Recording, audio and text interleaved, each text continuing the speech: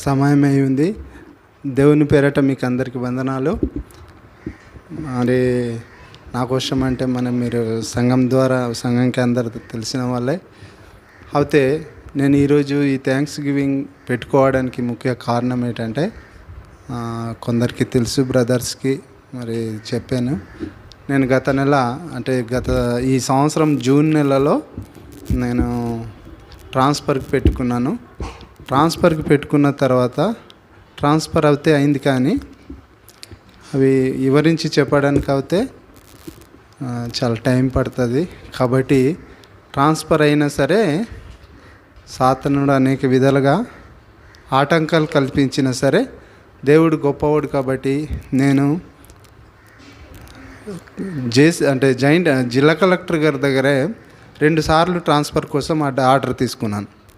అయితే మొదటిసారి వెళ్ళినప్పుడు, సార్ నేను 3 సార్లు నాకు ఈసారి దీంతోసారి 2 సార్లు గతంలో ట్రాన్స్ఫర్ అయింది, నాకు పంపించలేదు. ఒకసారి వెళ్ళినా మళ్ళీ మీరు రిటర్న్ చేయించారు. తర్వాత 3వసారి ఇప్పుడు ట్రాన్స్ఫర్ పెట్టుకుంటున్నాను. పలానా దగ్గర అరకువేలు మండలంలో సివిల్ సప్లై డిపార్ట్మెంటు మన రెవెన్యూకి అనుబంధ సంఘం ఉంది.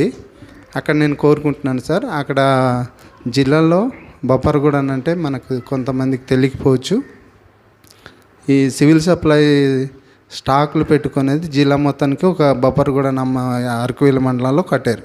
అది ఏఎస్ఆర్ జిల్లాకి. అక్కడ నేను కావాలని పెట్టుకున్నాను. సార్ నాకు కంపల్సరీ కావాలి, నా భార్య అరకువేలులో టీచర్గా చేస్తుంది.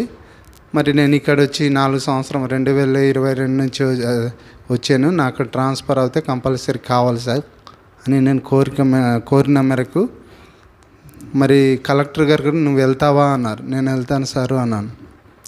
సరే, అలాగే డిపార్ట్మెంట్ పరంగా మాట్లాడుకొని ఇచ్చేస్తే ఆర్డర్ అయితే కలెక్టర్ గారు ట్రాన్స్ఫర్లో ఇచ్చారు. ట్రాన్స్ఫర్ ఆర్డర్ అయిన తర్వాత ఆ శాఖ వాళ్ళు నీకు కొన్ని కోట్లు విలువైన ఆ శాఖ ఆ గొడను మేము ఇవ్వడానికి కొంచెం కష్టము, మీరు కలెక్టర్ గారు ఇచ్చిన ఆర్డర్ కూడాను ఇది నాలిక గీసుకోవడానికి కూడా పనికిరాదు అనేసి చెప్పారు. అంటే మన ఏజెన్సీలో మనము గిరిజన కార్పొరేషన్ అంటాం, కానీ అది గిరిజన కార్పొరేషన్ అనేది వేరు, సంస్థ అనేది వేరు. అది జీజీసీ సంస్థ ఒకటి. అయితే ఈ గిరిజన కార్పొరేషన్ తరఫున మనకు సివిల్ సప్లై ఇచ్చేది మాత్రం సివిల్ సప్లై డిపార్ట్మెంటే ఇచ్చేది. ఈ గిరిజన కార్పొరేషన్ సంస్థ అనేది మనకు చిన్నప్పటి నుండి అయితే నాకు అందరికీ తెలిసిందే. మనం అనుకుంటాము సివిల్ సప్లై అనేది ఉందో లేదో కొంతమందికి తెలియకపోవచ్చు, కానీ బియ్యం గట్రా ఇస్తున్నది, కిరోసిన్ పప్పు ఇచ్చేదంతా గిరిజన కార్పొరేషన్ అంటారు. కానీ అక్కడ ఇచ్చిన తర్వాత వాళ్ళు ఏంటంటే కొన్ని సంవత్సరం నుంచి ఇక్కడ వాళ్ళు పాతుకుపోయారు. వాళ్ళు మమ్మల్ని ఇవ్వడానికి అంగీకరించలేదు. అయితే దేవుని దేవల నాకు ట్రాన్స్ఫర్ ఆర్డర్ ఇచ్చిన తర్వాత 2వసారి మళ్ళీ నేను కలెక్టర్ గారికి కలిశాను. సార్ నాకు ఇలాగా మీరు ఆర్డర్ ఇచ్చారు, 2వసారి కూడా ఆర్డర్ ఇవ్వమంటే 2వసారి కూడా ఆర్డర్ ఇచ్చారు, కానీ నన్ను పంపించని ఇవ్వట్లేదు అంటే ఏమి అంటే, సార్ జేసీ గారు పంపించలేదంటే ఒక జిల్లా కలెక్టరే నాకు నిల్చోబెట్టి జాయింట్ కలెక్టర్కి ఫోన్ చేశారు. ఆయన పేరు ఇంతకు మొన్న ట్రాన్స్ఫర్ వెళ్ళిపోయారు, ఆయన పేరు పెట్టి అభిషేక్ మన సివిల్ సప్లై నా పేరు పెట్టి ఏమో అప్పలస్వామి నాకు అంటారు కదా, అప్పలస్వామికి పంపించలేదు ఏమంటే అక్కడ ఈ జీసీసీ మేనేజర్లు డిఎంలు వాళ్ళు చెప్పిన మాట ప్రకారం ఆయన కూడా ఏంటంటే నేను చేస్తున్న వాళ్ళ డిపార్ట్మెంట్లో ఎవరు లేరు సార్, ఖాళీగా ఉంది అని చెప్తే లేదు ఆయనకి వెంటనే పంపించండి అన్నారు. సరే నేను పంపిస్తాను, రిలీవింగ్ చేస్తానని. యాక్చువల్గా జాయింట్ కలెక్టర్ రిలీవింగ్ ఆర్డర్ ఇవ్వనక్కర్లేదు, కలెక్టర్ గారు ఇచ్చారు. కాబట్టి ఆ సివిల్ సప్లై జిల్లా ఆఫీసరు నాకు రిలీవ్ చేయవచ్చు, కానీ నాకు రిలీవ్ చేయవలసిన ఆఫీసర్ కూడా మళ్ళీ జాయింట్ కలెక్టర్ గారికే రిలీవింగ్ ఆర్డర్ పెట్టారు. అలాగే ఆ రకంగా 4 నెలలు దాటింది. 4 నెలలు దాటితే నేను ఎప్పుడు వెళ్ళినా ఆ దగ్గర వెళ్ళాక నేను ఒకటే ప్రార్థన చేసి వెళ్తాను, ప్రభువా మీ కార్యాల కొరకు నేను అరకువేలు అవసరమై ఉంటే నాకు కంపల్సరీ తీసుకెళ్ళండి.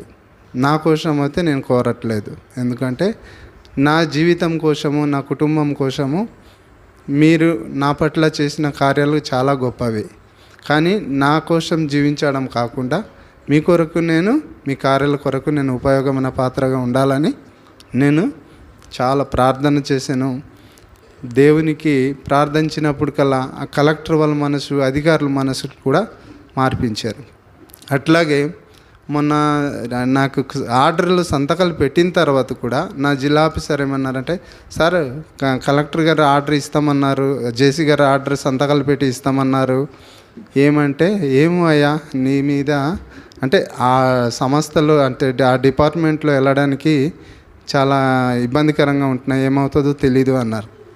నేను అన్నాను, సరే సార్ మీరు అలాగంటున్నారు కదా, నాకు నేను పెట్టిన ప్రొసీడింగ్ నాకు ఇవ్వండి, నేను డైరెక్ట్ కలెక్టర్ దగ్గర మళ్ళీ వెళ్తాను అని చెప్పి ఆ ప్రొసీడింగ్ అంటే ఫైలు లాగేసి నేను చూశాను. ఆయన ఏం చేస్తానంటే ఆ ఫైల్లో పైన దాంట్లో ఏమో ఒకసారి జిల్లా కలెక్టర్, జాయింట్ కలెక్టర్ డిస్కషన్ రాస్తున్నారు, మాట్లాడదాము ఈ విషయం అని. అరే కిందన ఫైలు సెకండ్ టైం తీసుకెళ్ళిన తర్వాత సంతకాలు పెట్టి ఉన్నారు, కానీ ఈయన నాకు చెప్పడానికి మాత్రము సంతకాలు పెట్టలేదు, ఇంకా మాట్లాడదామన్నారు, చూద్దామన్నారంటే నేను కలెక్టర్ దగ్గర తీసుకెళ్ళి సంతకాలు పెట్టించుకుంటాను సార్ ఇవ్వండి అని అడిగితే ఆ కిందన సంతకాలు పెట్టి ఉన్నారు, చూశాను. అప్పుడు చూస్తే ఇదేంటి సార్ సంతకాలు పెట్టి ఉన్నారంటే దాన్ని బట్టి అర్థం చూస్తే వీళ్ళు నన్ను పంపించడానికి వాళ్ళకి ఇష్టం లేదు, లేకపోతే ఆ డిపార్ట్మెంట్ వాళ్ళకి అది అవసరమై ఉన్నది అని నేను తెలుసుకున్నాను. తర్వాత ప్రార్థించిన తర్వాత నేను పంపిస్తాను అని order collector, joint collector order పెట్టిన తర్వాత, సంతకాలు పెట్టిన తర్వాత కూడా 2 వారాలు ఆయన చూద్దాము అనేసి నేను చాలా అంటే భారంగా నా సిస్టర్ కూడా చెప్పలేదు. ఎందుకంటే నువ్వు వస్తానని చెప్పి 4 నెలలు అయింది కానీ నువ్వు రాలేదు, నువ్వు ఇలాగే చెప్తున్నావు అంటే నేను చాలా కన్నీరుతో ప్రార్థించుకునేవాడిని. అయితే ఒక నైటు ఆయన నాకెవరైతే అంటే సివిల్ సప్లై ఆఫీసర్గా ఉన్నారో ఫోన్ చేసి నువ్వు రేపు వెళ్ళి జాయినింగ్ అయిపోమని 8 గంటల టైంలో నేను వాక్యం చేసుకుంటుంటే ఫోన్ చేశారు. అమ్మ అని నేను చాలా ఆనందించి ఇది దేవుని కార్యమే అని మన సిస్టర్కి చెప్పి మళ్ళీ ఆ ఉదయం జాయినింగ్ అవుదాం అనుకొని ఉంటే ఆయనే ఫోన్ చేశారు, లేదు నేను మీరు ఉదయం అంటే కార్ పట్టుకొని పాడేరు వచ్చేయండి, పాడేరు వచ్చి తీసుకొని వెళ్ళి జాయినింగ్ అవ్వండి అన్నారు. అలాగే నేను ఇటు నుంచి ఇంకొక కార్ పట్టుకొని వెళ్ళాము. నాకన్నా దగ్గర వెళ్ళేసరికి ఆయన ఆఫీస్లో వచ్చి నువ్వు రా త్వరగా ఆర్డర్ తీసుకో ఎక్కడ ఉన్నావు అన్నారు. అంటే ఇది ఎంతగా ఒక మనిషిని దేవుడు తన కార్యం కోసము ఎంత అద్భుత కార్యం అనేది చేసిన వారుగా ఉన్నాడని నేను గుర్తించగలిగాను. ఈ విషయాలు సంఘం ద్వారా కూడా నా కోసం మరి కొంతమంది సహోదరులకు అయితే నా కోసం ప్రేయర్ చేయండి, నేను ట్రాన్స్ఫర్లో అయింది కానీ రాని పరిస్థితిలో ఉన్నాను అనేసి కొంతమందికి చెప్పడం జరిగింది. మరి సేవకుడు నాకు కూడా చెప్పాను. అందుకనే మరి దేవుని బిడ్డల ప్రార్థన, దైవ సేవకులు ప్రార్థన, మరి మేము చేసిన ప్రార్థన కూడా తను అంగీకరించి రాలేని పరిస్థితిలో కూడా దేవుడు నన్ను అరకువేలు తీసుకొచ్చారు. అంతేకాదు ఇంకొక అద్భుత కార్యం ఏం చేశారంటే, వీళ్ళు గత 3 సంవత్సరం నుంచి కమిషనర్ ఆఫీస్ నుంచి కిందన అవుతే సివిల్ సప్లై నడుపుతుంది ఈ డిపార్ట్మెంటు. కమిషనర్ ఆఫీస్ నుంచి వచ్చిన ఆ యొక్క ఆర్డర్ను కూడా వీళ్ళు ఒబే చేయలేదు. ఎవరు? సివిల్ సప్లై ఈ డిపార్ట్మెంట్కి ఇవ్వని ఈ గిరిజన కార్పొరేషన్ వాళ్ళకి ఇచ్చిన ఆర్డర్ వాళ్ళు ఒబే చేయలేదు.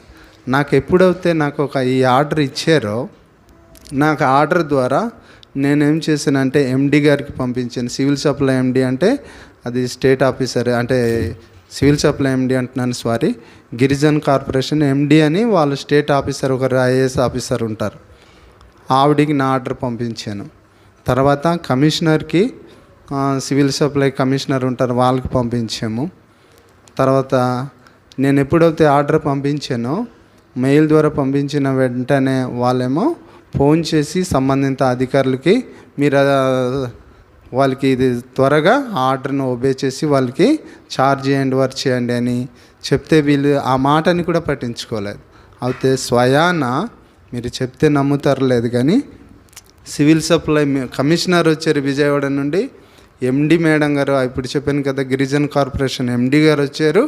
సివిల్ సప్లై మినిస్టర్ కూడా, రాష్ట్ర మినిస్టర్ కూడా వచ్చి, అదే మినిస్టరు, అదే కమిషనరు, తర్వాత ఎండి గారు కూడాను అదే ఏఎస్ఆర్ జిల్లా పాడేరులో మీటింగ్ పెట్టి వాళ్ళకి వెంటనే ఇది ఇచ్చేయాలని ఇక్కడ చెప్పి వెళ్ళి 6 పేజీలు ఒక ఆర్డర్ని కూడా జారీ చేశారు. అయితే ఆ ఆర్డర్ కూడా వాళ్ళు అనేక రకాలు చేస్తే, అదే మాకు ఇప్పుడు ఎండి గారు అన్నాము కదా, జీసీసీ ఎండిఏ వెంటనే అది అప్పజెప్పేయాలి అని చెప్పేసి ఆ సివిల్ సప్లైలో ఇంకొక నాకే కాదు కానీ మొత్తం జిల్లా మొత్తం ఒక 12 పోస్టులు కూడా ఆ పోస్టులు ఏర్పాటు చేసి, నేను జాయినింగ్ అయిన తర్వాత త్వరగా ఆ ఆర్డర్లను కూడా నన్ను పాస్ చేసి ఆయా ఎంఆర్ఓ ఆఫీస్లో ఉన్న సీనియర్ అసిస్టెంట్లకి, ఆర్ఐలకి ఇన్ఛార్జ్గా అర్జెంటుగా అప్పచెప్పండి, ఎందుకంటే అది సివిల్ సప్లై టేకప్ చేయాలా అన్నారు. కాబట్టి ఇప్పుడు ప్రస్తుతానికి అవి ఆ డిపార్ట్మెంట్లో ఉన్న ఆ పోస్టులు కూడా ఎవరు రెవెన్యూ డిపార్ట్మెంటు ఈ ఛార్జ్ హ్యాండ్ ఓవర్ చేసుకోవడం జరిగింది కొన్ని చోట. కాబట్టి ఇది దేవుని గొప్ప కార్యమని నేను నమ్ముచు, మీరు కూడా నా పక్షంగా, నా కుటుంబ పక్షంగా సంఘస్థులు, దైవ సేవకులు అందరూ నా కొరకు ప్రార్థించినందుకు దేవుడు ఇంత అద్భుత కార్యం చేశారని దేవునికి నమ్ముచు, మరి భవిష్యత్తు దినంలో నేను చెప్పాను కదా, నా యొక్క జీవితం దేవుడు నాకు బిడ్డలు ఇచ్చారు, భార్య ఇచ్చారు, బిడ్డలు ఇచ్చారు. ఒకప్పుడు చూస్తే నా పరిస్థితి, నేను దేనికి ఇందాక జకర్య కోసం చెప్పినట్టు దేనికి పనికి మాలిన వాడిని. మా ఇంట్లో చూస్తే కూడా, నాకు ఇంట్లో కూడా నేను గ్రామంలో ఇల్లు కూడా నేను అయితే సపరేట్గా కట్టుకోలేదు. నేను భార్యాభర్తలు నేను పెళ్లి చేసుకున్నప్పుడు కూడా నా భార్యకు ఉద్యోగం లేదు, నాకు ఉద్యోగం లేదు. దేవుని మీద ఆధారపడినప్పుడు నాకు భార్యాభర్తలకు కూడా ఇద్దరికి ఉద్యోగం ఒకేసారి వచ్చింది. తర్వాత మేము పిల్లలు లేని పరిస్థితులు అన్నప్పుడు, ఒక పరిస్థితిలో 4-5 సంవత్సరములు ఇబ్బంది పడిన ఆ పరిస్థితిలో దేవుడు మాకు బహుమానం కూడా అనుగ్రహించారు. అంతేకాదు, మేము నివాసం కలిగి ఉండడానికి గృహం కూడాను దేవుడు అద్భుతంగా నాకు ఇచ్చారు. మరి ఇంత నా జీవితంలో ఇంత కార్యం చేసిన దేవునికి నేను ఇవ్వాలి, దేవుని కొరకు నేను జీవించాలని నేనైతే సిద్ధపడ్డాను. మొన్న ఒక బుక్ చదివాను. ఆ బుక్కులో అయితే ఆయన తన జీవితం కూడాను దేవుని కోసం అప్పగించారు. మనకు బైబిల్ రచించిన, బైబిల్ ప్రింట్ చేసిన అతను గుర్తుందా? టేలర్ జేమ్స్ అది పేరు, నేను మర్చిపోయాను. ఆయన సాక్ష్యం చదివితే, ఇంత దేవుడు మా పట్ల చేస్తే మేము దేవుని కోసం జీవించాలని వారుగా ఉంటున్నాను. ఆయన అయితే వాళ్ళ తల్లిదండ్రులు దేవుని కోసం తెలుసుకొనక, ఈయన దేవుని మందు భయభక్తులు కలిగి జీవించి తన ప్రాణము దేవునికి అర్పించిన వారుగా ఉంటున్నారు. ఆయన ఎక్కడ సేవ చేశారంటే స్కాట్లాండ్ ప్రదేశంలో, అంటే సౌత్ ఆఫ్రికా ఏరియాలో వెళ్ళి తన ప్రాణం సైతము లెక్క చేయకుండా తన బుక్ చదివినప్పుడు, జీవిస్తే దేవుని కోసము, మరణిస్తే దేవుని కోసం మరణించాలన్నట్టు నా జీవితంలో నేను కూడాను నేనైతే తీర్మానించుకున్నాను. మరి సంఘం విషయాలు కూడా తెలుసు మీరు హెర్మోన్లో. కాబట్టి ఇక మీదట దేవుడు నన్ను అరకువేల్లో తీసుకొచ్చారు. సంఘపరంగా కానీ కుటుంబం పరంగా కానీ నేను దేవుని అందు భయభక్తులు కలిగి ముందున్న దినాల్లో తన కొరకు జీవించాలని, నా కొరకు, నా కుటుంబం కొరకు అందరూ ప్రార్థించాలని కోరుకుంటూ, మరి ఈ దినము అసలు యాక్చువల్గా అనుకోలేదు థ్యాంక్స్ గివింగ్ పెట్టుకుందామని. కొంతమంది బ్రదర్స్ కూడాను, ఎలాగో మీరు ఇక్కడ వచ్చారు కదా, మెయిన్ మాదేవంకులు, జెర్మియా నువ్వు వచ్చేవా అంటే, నువ్వు ముందు దేవునికి కృతజ్ఞత కూడిక పెట్టువయ్యా అన్నారు. నేను వెంటనే ఆ మాట కూడా గ్రహించాను. అవును, మనము దేవుడు చేసిన కార్యానికి లేట్ చేయకూడదు, కాబట్టి వెంటనే థ్యాంక్స్ గివింగ్ పెట్టుకోవాలని నిర్ణయించుకొని, తర్వాత ఎలాగో ఈ వారము మన సోదరుడు గాడ్ సర్వెంట్ బ్రదర్ ఎప్రాయిం అన్న వస్తున్నారని తెలుసుకొని మన సేవకుడు అన్నంతో కూడా, అన్న ఏం లేదన్న, మరి దేవుడిని నేను అరకువేలు వచ్చాను, చాలా గొప్ప కార్యం చేశారు, కృతజ్ఞత కూడిక కలిగి ఉండాలని ప్రజలతో, అంటే చాలా రోజులైంది ఈ మధ్య మరి మేము మా కుటుంబ తరపున మరి సంఘంలో కృతజ్ఞత కూడిక కానీ ఏది మా తరపున కలిగి ఉండలేదు. అసలు యాక్చువల్గా ఇంట్లో పెట్టుకుందాం అన్నాను, కానీ ఇంట్లో కొంచెం ఖాళీ అంటే పరిస్థితులు ప్లేస్ లేక మందిరంలో పెట్టుకుంటే బాగుంటుందని ఇక్కడ పెట్టడం జరిగింది. అయితే ఈ దినము వచ్చిన వాళ్ళందరికీ, మరి కుటుంబీకులకి కానీ, మరి నా కోసం ప్రార్థన చేసిన మన సంఘస్థులందరికీ, బంధుమిత్రులకి, మరి అందరికీ పేరు పేరున వందనాలు చెల్లించుకుంటూ, మేము అందరు కూడా మీరు ఈరోజు ప్రేమ ఇందు ఏర్పాటు చేసాము, అందులో పాలు పొంది అందరు కూడా వెళ్ళాల్సిందిగా కోరుచున్నాం. మరి ముఖ్యంగా మరి అన్న చెప్పారు కదా, మరి కొందరు అయితే మాడగడ వాళ్ళు కానీ, మరి పక్క మన బ్రాంచ్ నుండి వచ్చిన వాళ్ళు అవుతాయేమి, కానీ అన్న చెప్పవలసిన మాట నేను చెప్తున్నందుకు నన్ను క్షమించండి అన్నగారు. అయితే ఇప్పుడు భోజనాలు ఉంటుంది కాబట్టి, మళ్ళీ ఇంకా భోజనాలు అయిపోయిన తర్వాత కూడా మనం ప్రత్యేక కూడిక కలిగి ఉంటాం కాబట్టి, బయట నుండి వచ్చిన మన విశ్వాసులు కూడా ఉండి, మరి మధ్యాహ్నం ఆఫ్టర్ సాయంత్రం కూడిక కూడా కలిగి ఉంటే బాగుంటుంది. ఇలాంటి అవకాశం దేవుడు మనకు ఈ రూపంగా మరి అనుగ్రహించినందుకు దేవునికి కూడా వందనాలు తెలియజేసుకుంటూ, అందరికీ వందనాలు తెలియజేసుకుంటూ సెలవు తీసుకుంటున్నాను. Praise lord.